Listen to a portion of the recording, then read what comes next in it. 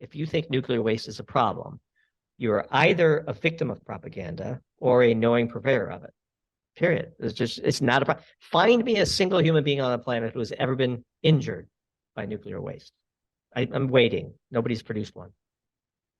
Out of 8 billion people, we don't even have one. Oh, I mean, we've had, there are more people on the planet who have been hit by lightning 3 times than have been injured by nuclear waste. Welcome to In It to Win It. This is Steve Barton, and thank you for tuning in. If you like these videos, support the show. Hit the like, subscribe with the little bell notification icon so you'll be notified of future episodes. This is part 2 with Doomberg. If you haven't yet watched part 1, I'd recommend you watch that first. We'll put a link up here in the show notes. In part 1, we talk about energy, oil, gas, Bitcoin, the crypto exchanges, Coinbase and Binance, the problems they're going through, and the communist movement that should be strongly opposed, central bank digital currencies. In part 2, we're taking a deep dive into energy, nuclear power, and the fuel for that, uranium. Thank you for watching. Enjoy. And we had 4 pillars of that policy. One, a renaissance of nuclear power. Nuclear energy is the cheapest, highest energy dense, cleanest baseload power that you can find, and it's a scandal that we don't have much more nuclear power today. In fact, if fission was invented today, it would be hailed as a civilization-saving technology. So pillar 1 would be a renaissance of nuclear power, cut the red tape, eliminate nuisance lawsuits, find and standardize the very best designs that we can, and then propagate them, support them, educate the workforce, much like the CANDO reactor system in Canada, which has been so successful up there and looks like it's about to be revitalized. 2, embrace natural gas and replace coal with our abundance of natural gas. 3, we would develop a homegrown polysilicon market to feed the global demand for solar. There's no reason why we shouldn't own that supply chain. We used to until the Chinese dumped onto the market. I was in the industry when that happened, and so I can tell you some pretty amazing war stories as the Chinese illegally took over that market and now dominate it. And then 4th, we would prioritize plug-in hybrids over full BEVs because batteries are the constraint to minimizing the amount of gasoline we burn. And if you have a constraint, you should manage to it. You can get 3 to 4 times as much gasoline abatement per kilogram of battery by dividing those batteries over several cars as opposed to concentrating them in one. And then that would be the sort of 4 pillars of a sensible energy policy. A renaissance with nuclear, replacing coal with natural gas, maybe keeping coal in reserve, you never know. Developing a homegrown polysilicon industry and prioritizing plug-in hybrids over full battery electric vehicles. I like it. I like it. I especially like the nuclear one because we are betting on uranium. So moving on to uranium, TW Titter asks, what do you think about the influence of Reinvent AG and what effect do you think that will have on the uranium market? I would characterize that as a nuance with which we are unfamiliar. We are broadly bullish the uranium market. I think one of the reasons we're bullish the uranium market is the price of uranium is essentially irrelevant to the cost of operating a nuclear facility. And the price of uranium, as you know, even with the recent little bump, is well below the marginal production costs of the mines that need to come back online to meet any potential demand. And so we would be bullish uranium. But since we don't really make sort of directional bets on commodities, we don't really follow the market at the level of granularity that would allow me to comment intelligently on that question here today. Okay. Okay. Jeff Swainer asks, I heard Robert Kennedy Jr. speaking about nuclear energy. One of his talking points being nuclear is unsafe and the fact that the insurance industry won't insure nuclear power plants illustrates his point. Do you have an opinion on this? I think he is, on this particular topic, an idiot. I don't know another way to say it. I just think he's dead wrong.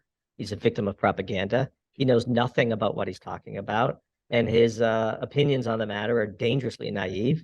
And since this is one of the most important factors for us as we ponder who we'll vote for, you can rest assured that Robert Kennedy Jr. will not be getting Doomberg's endorsement for 2024 presidency. I mean, I just think it's an idiotic thing and a dangerous thing for him to say. I have no idea, because on many other topics, actually, he says things that resonate quite well with me. But on this particular one, he couldn't be more wrong. We've been asked by several of our subscribers to potentially write a piece on it. It's a little too political for our newsletter. We try to be politically aware just because politics impacts everything, but we try not to be political. We consider ourselves ideologues and not partisans.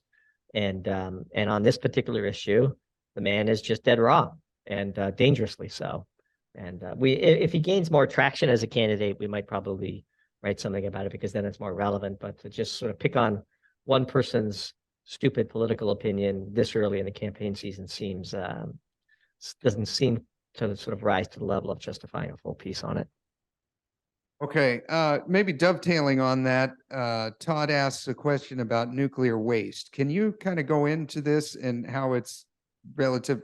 There's no free lunch, as you said, right? Yeah, but this seems to be the cleanest free lunch that we got. Nuclear waste is the single greatest canard in the history of propaganda. There are no solutions, only trade-offs. So let's measure the trade-offs. On the one side of the scale, you have limitless baseload power with extreme reliability. Cheap. It's only expensive today because the environmentalists have gummed up the regulatory and legal framework to make it as expensive as possible and to make it as lengthy as possible to build a new facility. Then they turn around and say it's too expensive and it takes too long to build. Okay, we know this game. You cannot find a single human being on the planet who has ever been injured by nuclear waste, period. You're telling me that we're going to encase this thing in indestructible containers, shoot the stuff underground 300 meters, the stuff gets safer as time goes by, that somehow, some way, at some point in the future, the distant future, some amount of this stuff is going to break through this encasement, find its way to the surface and injure somebody. Okay, maybe. We're down to sort of angels on the head of a pin at this point. Compared to how many people die in the oil patch, solar is built off the backs of slave labor in China. Wind turbine blades are not recyclable and are clogging up landfills all over the world.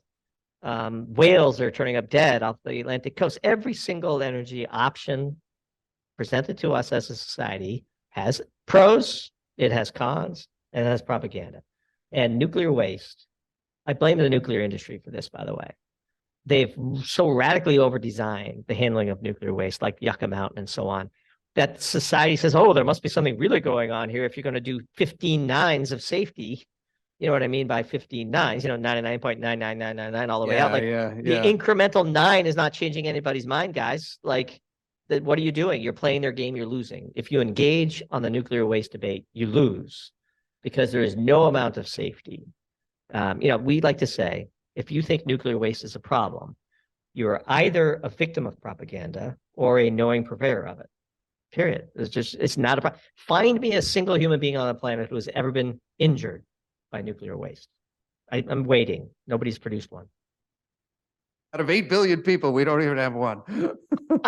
We've had, there are more people on the planet who have been hit by lightning 3 times than have been injured by nuclear waste. Might have to use that for the hook. Okay. Camilla asks, I would like to ask, how much time is needed for Russia to build the infrastructure needed for them to send all their molecules to Asia Rho? So basically, not the US and Europe. Does your team view Europe as a potential competitor to the US?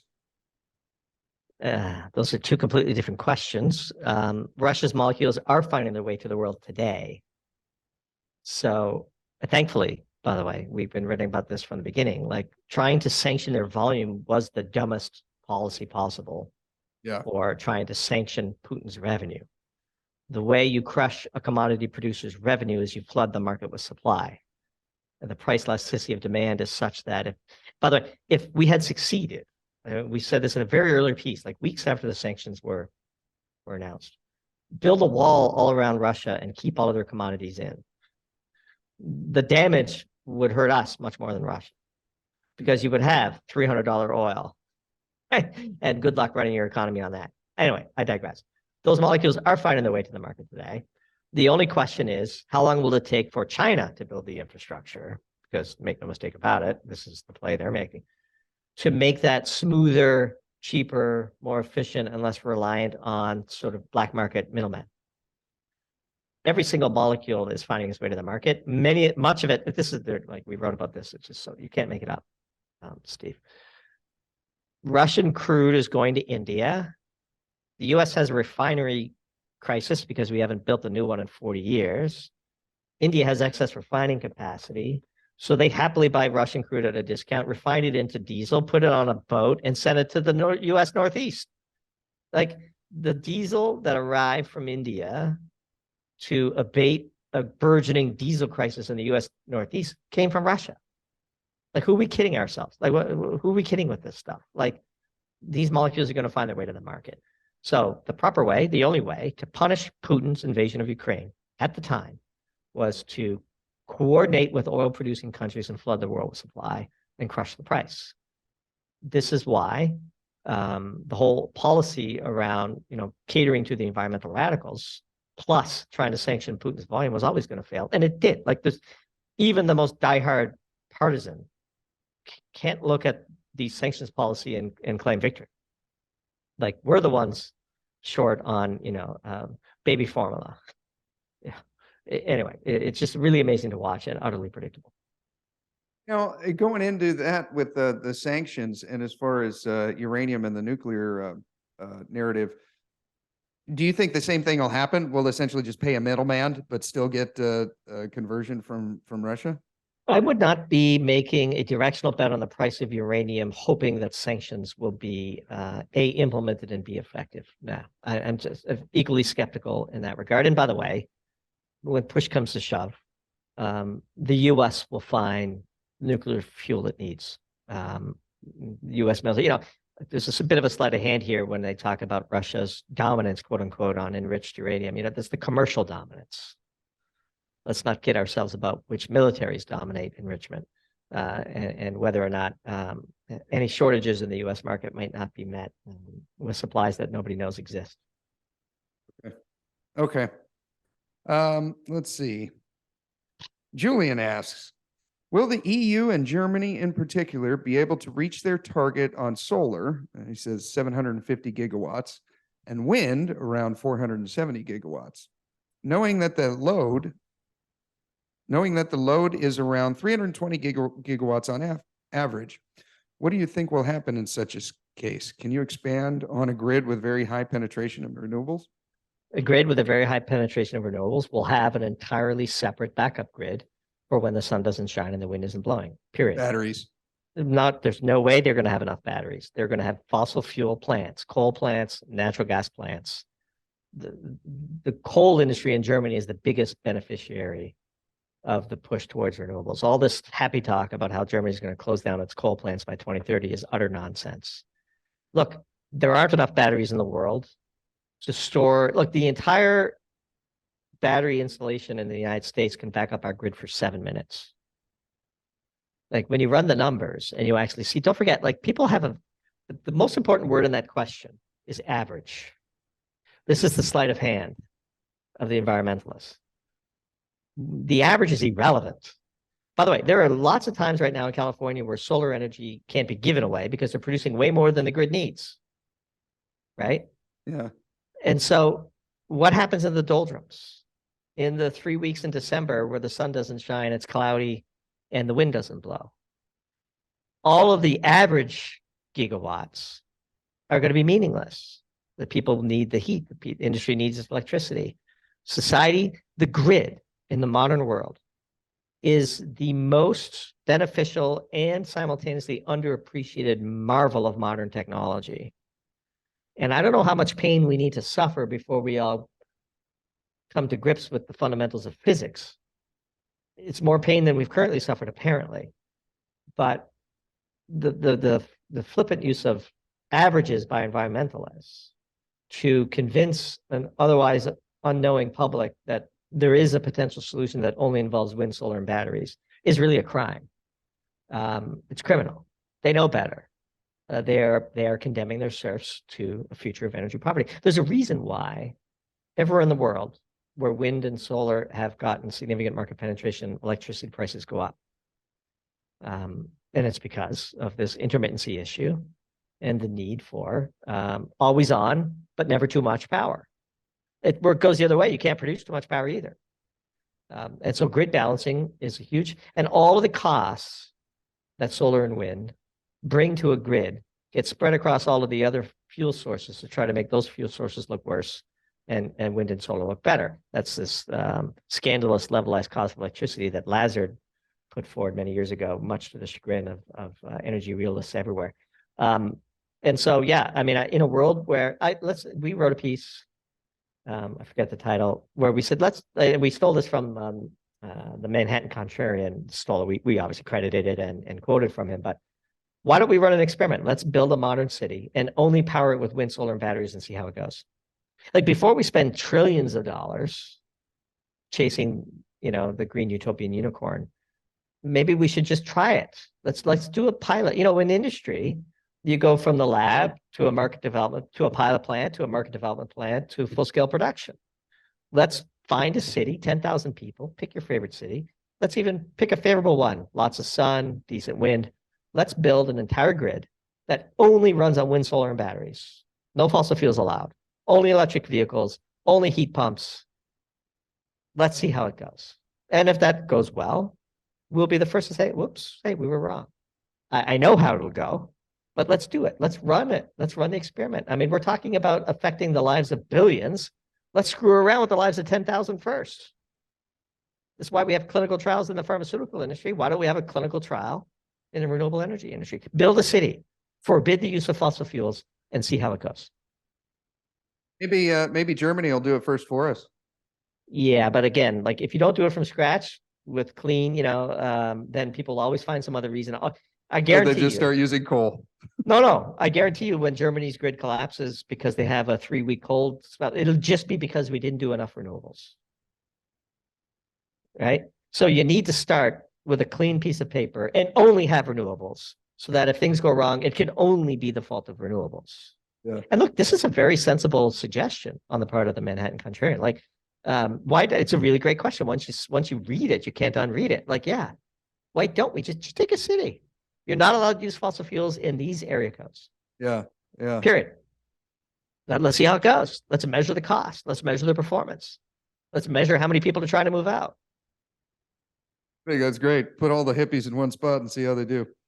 Okay, Darren asks, how are Silex and Centrus progressing in bringing enrichment to the USA? Yeah, again, I just don't view enrichment as being really on the critical path to a nuclear energy renaissance. I think it's an eminently solvable problem measured in the single-digit billions in cost. And when we're spraying through a fire hose, tens of billions at a time onto solar and wind, let's put it this way. The thing that is rate limiting for nuclear renaissance is purely political, not technical, and not industrial. Okay, it's small potatoes when they're firing so much money. It's just not on the critical path. Like what matters more is a regulatory regime that is conducive to nuclear renaissance. Our friend Chris Kiefer at Canadians for Nuclear Energy put a great chart out. 50 years ago, they were pumping out 1 gigawatt of CANDU reactor technology per year for 20 years. Like there's nothing about the cost or the time back then that prohibited Canada from doing this. And that was 50 years ago. Why can't we do it today? It's all political. Yeah, it's all politics. Okay. Eric Betzig asks, he's talking about small modular reactors. How can SMR companies survive long enough financially and bring cost-competitive energy to market given the state of the Nuclear Regulatory Committee?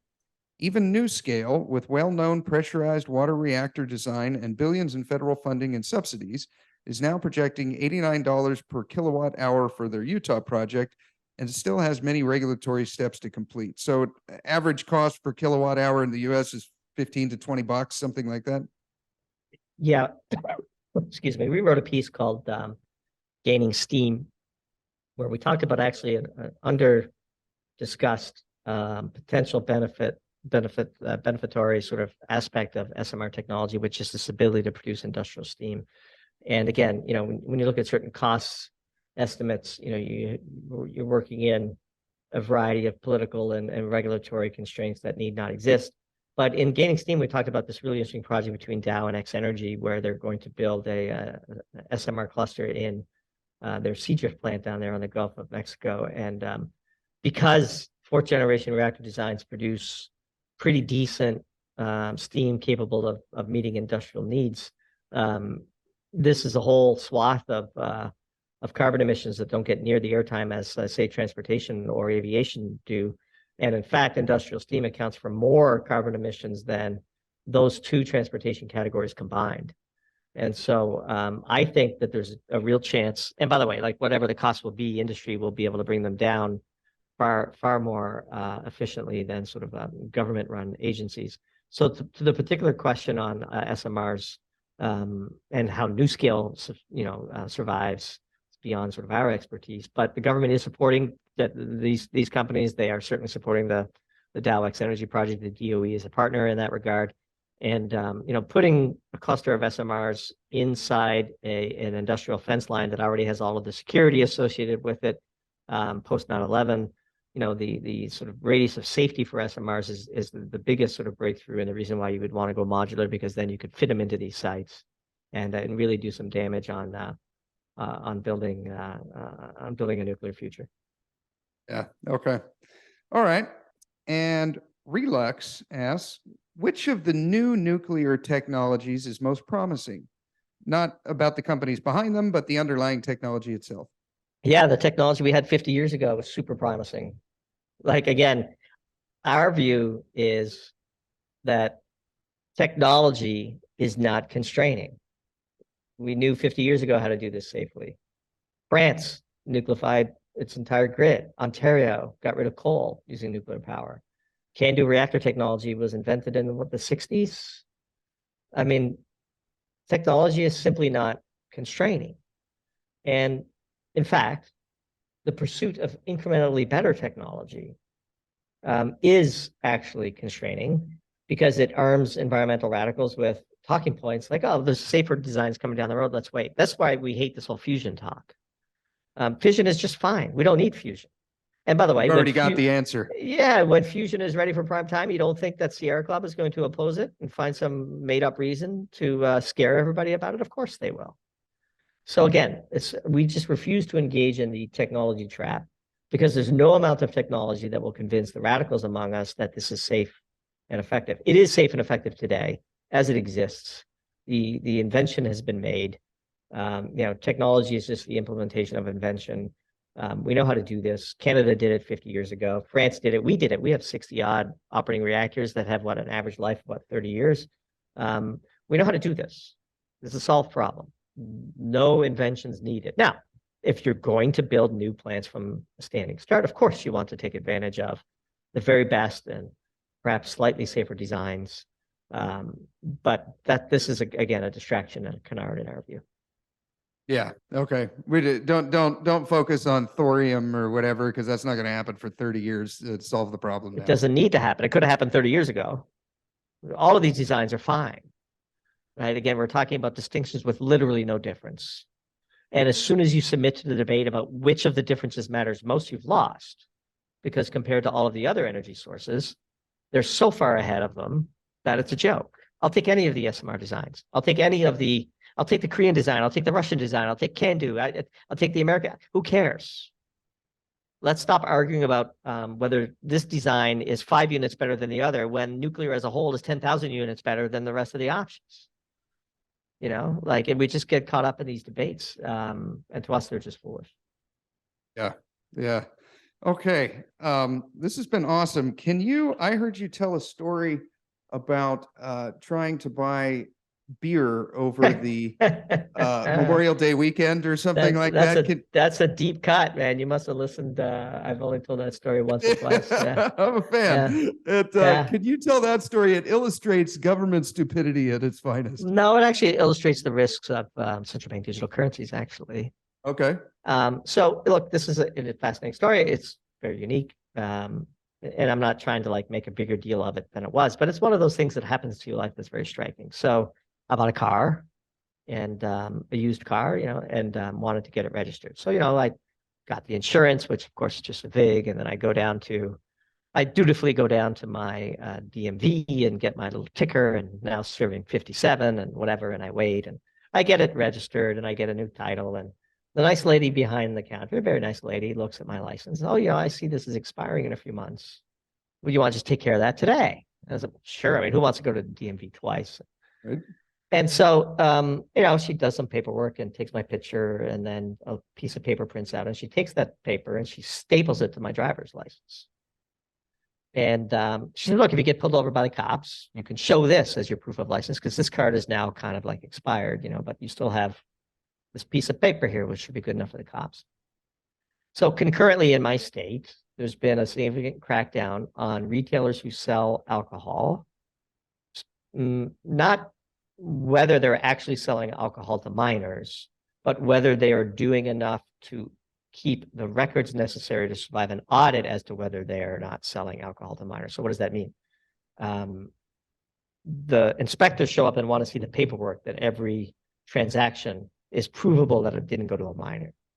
Now, for a lot of sort of corner stores and stuff, they just sort of whatever. But at the big name stores, national brands, on down from high has come the policy that they're going to start scanning driver's license, even if you're 90 years old. They know you're not a minor, but they're scanning your driver's license so that each transaction has a driver's license tied to it, so that when the inspectors come, they have the paper trail necessary to survive the audit. Now, mind you, I would argue that the exact same amount of minors are walking out of these stores with alcohol, which is none. But I digress. So I go from the DMV, get my weekly groceries, and I have a case of beer because it's, the weekend and I have a guest coming and they like a certain kind of beer that I don't have in my fridge.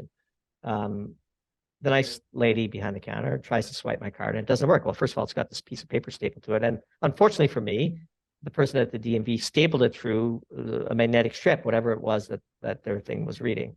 And they didn't have one of those little scan things where they could scan it on the back too. And they were only swiping it through this machine. And anyway, long story short, it wouldn't work. And I couldn't buy the beer. And I'm much closer, not much, I'm closer to 70 than I am 21. Like nobody looking at me is saying that I'm at risk of being a minor. I've got gray hair. Like, there's just no way I'm a minor. Like nobody. No one would ever take the underbet on 21. Correct. And they wouldn't. But the woman was apologetic and said, look, there's nothing I can do.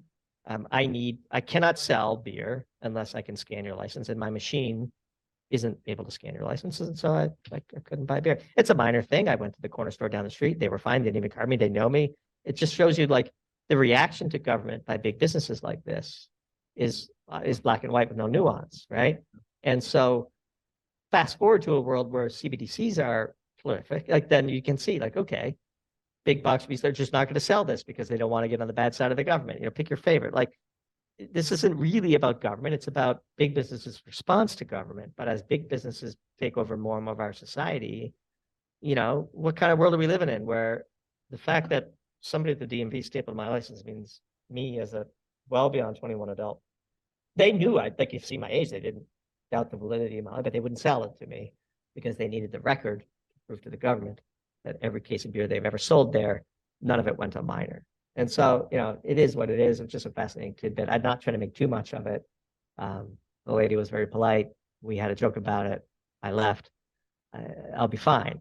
But it was still one of those striking moments in life that kind of sticks with you. Like, how crazy is this? We've totally lost sight of the practical way in which society actually works.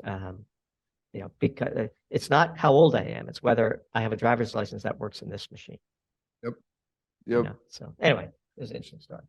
Well said, sir. Well, thank you very much. Is there any last things you want to, Doomberg.substack.com, any parting final thoughts? Yeah, that's about it. I mean, we're 100% subscriber supported. And so if you enjoyed this podcast or you want to learn more about our work or you want to support the sanity we're trying to bring to the discourse, then please head over to Doomberg.substack.com and subscribe today. If you subscribe for free, you will get the previews to all of our pieces, and then hopefully one of them will induce you to pony up a few bucks and help support the team. But either way, it's been a real pleasure, Steve, and really fun to go through sort of rapid fire questions like that, and I had a blast. Pleasure's all on this side of the table, sir. All right. Talk to you soon. All right, take care.